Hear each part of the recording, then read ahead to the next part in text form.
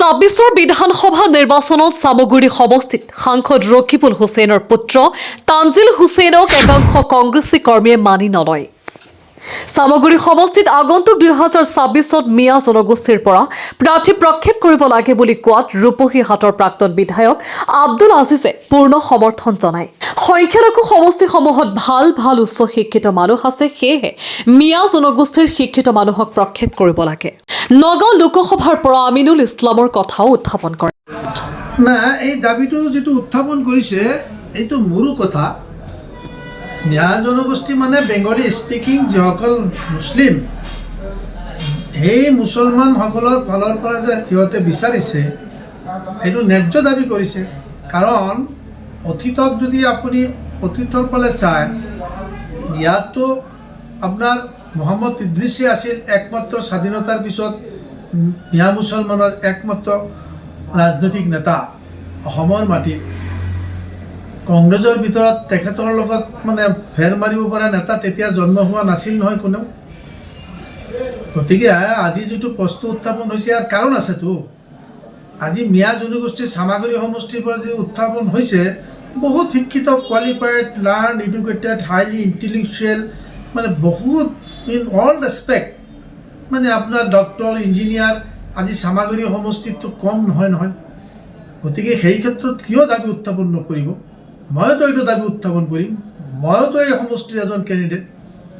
আজি AGP হওক, BJP হওক, কংগ্ৰেছ হওক, যি পাৰ্টি হওক, UDF হওক, উপযুক্ত মানুহক টিকেট দিব লাগে আৰু সেইবিলাক সমষ্টিৰ ভিতৰত থকা মানুহৰ হ'ব দিব লাগে। বাহিৰৰ পৰা আহিতো বহুদিন খাই গৈছে, দেউতাকে খাইছে, তাৰ ল'ৰাই খাইছে 25 বছৰ, 24 বছৰ। গতিকে এতিয়া আকৌ তাৰ ল'ৰাই মানে ইয়াত খাব বিচাৰিছে। গতিকে কংগ্ৰেছৰ ভিতৰতো মানুহ আছে নহয়, তাৰ ল'ৰাতকৈ বহুত কম্পিটেণ্ট উপযুক্ত মানুহ আছে। এটা জাগাত যদি বহি যায়, চামাগুৰি সমষ্টিত যিমান শিক্ষিত কোৱালিফাইড প্ৰফেচাৰ এডভোকেট আছে, সেই মানুহখিনিৰ লগত যদি এটা ইণ্টাৰভিউত বহি যায়, তেনে ৰকিবুলৰ ল'ৰাটো তানজিলে সিহঁতৰ লগত ফেৰ মাৰিব পাৰিব নেকি? টিকেট পালেতো কংগ্ৰেছৰ টিকেট পাইতো বহুত মানুহ MLA MP হৈছে। কিন্তু এইটো বেল্টত কংগ্ৰেছ বাদে, UMF বাদে, UDF বাদে মইহে একমাত্ৰ মানুহ। ৰূপহীহাট 85 নং ৰূপহী সমষ্টিৰ পৰা AGP নামত বিধায়ক হৈছিলোঁ। এইটোতো ইজি কথা নহয়। 2001 চনত মই জিকিছিলোঁ, ৰেকিং কৰি মোক হাৰাইছিল। তেওৱাৰী কংগ্ৰেছতো মই জিকিছিলোঁ 85 ৰূপহীহাট সমষ্টিৰ পৰা, তেতিয়াও মোক ৰেকিং কৰি হাৰাই দিলে।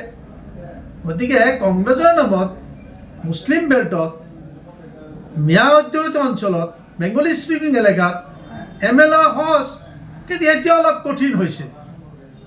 সেইকাৰণে হৈছে UDF আছে, এটা সময়ত UMF আছিল, কঠিন হৈছিল। এতিয়া UDF আছে, ইমান সহজেতো মানে যাব নোৱাৰিব নহয়। এতিয়া UDF পাৰ্টি যদি আজি অসমত নাথাকিলে হয়, তেনেহ'লে আমাৰ মুছলিম বেল্টততো কংগ্ৰেছ বনাহে টিকেট লোৱা আৰু মানে উনিয়াৰ শ্লিপ লোৱা একেই কথা। গতিকে এই দাবী যিটো উত্থাপন কৰিছে এইটো ন্যায্য দাবী।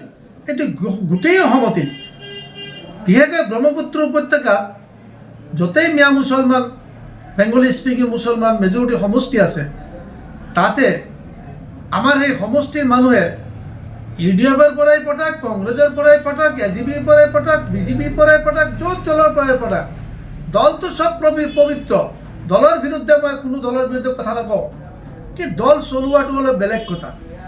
যেনেকৈ BJP সোণোৱালে 5 বছৰ চলাইছে আৰু হেমন্ত বিশ্বৰ 4.5 বছৰ চলাইছে, পাৰ্থক্য আছে। আপোনাৰতো নগাঁও লোকসভাতো সংখ্যালঘু অধ্যুষিত হেৰি আছিল। নগাঁও লোকসভাতো টিকেটটো মানে আচলতে আমাৰ কংগ্ৰেছেই হওক, AGP হওক, BJP যিকোনো পাৰ্টি হওক, নিয়ম মতেতো ইয়াততো আমাৰ মুছলমানক টিকেটটো দিব লাগে। আপোনাৰ আমিনুল ইছলামটো আপোনাৰ মুছলমানৰ মানুহ আছিল, মিয়া জনগোষ্ঠীৰ। UDFৰ পৰা আপোনাৰ প্ৰাৰ্থিত্ব হৈছিল, কিন্তু তেখেততো ভোট দিয়া নাই। ভোট দিয়া নাই, সেইটো আমাৰ মানুহক দিয়া নাই। কি কৰিব, দিব লাগিছিল। আজি আমিনুল ইছলাম যদি MP থাকিলে হয়, আজি যিমান ইভিকশ্যন হৈছে নগাঁৱত, অন্ততঃ প্ৰতিবাদ কৰিলে হয়, অন্ততঃ সেই মানুহখিনিক খবৰ ল'লে হয়। আজি যেনেকৈ আমিনুল ইছলামে একমাত্ৰ MLA খবৰ লৈ আছে, য'ত ইভিকশ্যন হৈছে, কিবা সহায় সাহায্য আগবঢ়াই আছে, মানুহখিনি খবৰ লৈ আছে। আজি গোটেই অসমত UDFৰ মানুহবিলাকেই য'ত যিমান মানুহৰ বিপদগ্ৰস্ত হৈছে খবৰ লৈ আছে। হাৰিয়ানাতো যদি কোনো মানুহ বিপদগ্ৰস্ত হৈছে ইহঁতে খবৰ লৈ আছে। কোনো মানুহক পুছবেক কৰিছিল তাৰ পৰা যদি উঠাই আনিছে এওঁলোকে কৰি আছে। কিন্তু এই সম্পৰ্কত আজি কংগ্ৰেছৰ MP আমাৰ বৰদলৈ চাহাব, প্ৰদ্যুৎ বৰদলৈ চাহাব এজন হাইলি কোৱালিফাইড ইণ্টেলেকচুৱেল মানুহ, বুদ্ধিজীৱী মানুহ, learn many thing, knows many thing, কিন্তু থাকিলে কি হ'ব? আমাৰ মানুহৰ কাৰণেতো কোনো কামত নাহিব নহয়। স্কিমবিলাকতো যদি তদন্ত লগায় তাতো গম পাব কেনেকুৱা হৈছে। গতিকে এইটো সমষ্টিত অহাবাৰ যদি জীয়াই থাকোঁ, অন্ততঃ আমিও এইটো অৰ্গেনাইজ কৰিম যে আমাৰ মানুহ যাতে এটা MP লৈ যাওক, সি KGPৰ নামত যাওক, সি আপোনাৰ কংগ্ৰেছৰ নামতেই যাওক, সি UDFৰ নামতেই যাওক। এইটো আমি চেষ্টা কৰিব লাগিব। আৰু তাৰ কাৰণে আমাৰ মানুহবিলাক সজাগ, সাৱধান, ঐক্যবদ্ধ হ'ব লাগিব। আমাৰ ভোট বেলেগক দি লাভ নাই। চাওক, অসমত যিমানেই কয় অমুক তুমুক সাম্প্ৰদায়িক, অমুক তুমুক মানে কমিউনিয়েল, এইবিলাক কথা বাদ দিয়ক।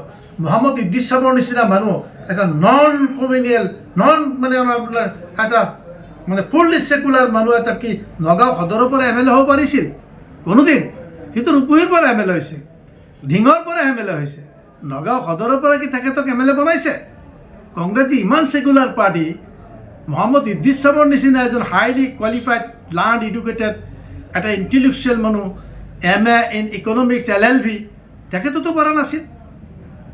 গতিকে আমাৰ এই সমষ্টিখনক নগাঁও পাৰ্লামেণ্টাৰী চিটৰ পৰা যোৱাবাৰ অন্ততঃ কংগ্ৰেছে ইয়াতে যিকোনো এজন মুছলমানক প্ৰজেক্ট কৰিব লাগিছিল, টিকেটটো দিব লাগিছিল। দুবুৰীত ৰকিবুল চাহাবক দিছে, MP হৈছে। হেৰি কৰিমগঞ্জত এটা চিট দিছে